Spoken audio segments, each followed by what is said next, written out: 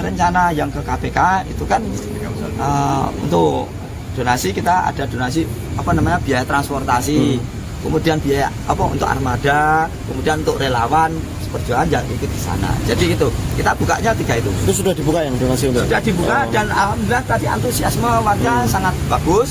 Cuman kita memang butuh sosialisasi lagi, dan kita memang mau mempertanggungjawabkan pergerakan kita itu kepada warga masyarakat khususnya dan warga negara Indonesia pada umumnya, bahwa kita itu berjalan di garis yang lurus, sesuatu perjuangan seperti itu. Itu berapa orang nanti yang akan berangkat ke sana?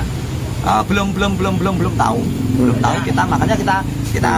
Makanya kita buka dan kita memberi kesempatan ke semua orang warga Pati untuk bergabung, untuk sama-sama berjuang untuk Pati yang. Download Tribun X sekarang, menghadirkan lokal menjadi Indonesia.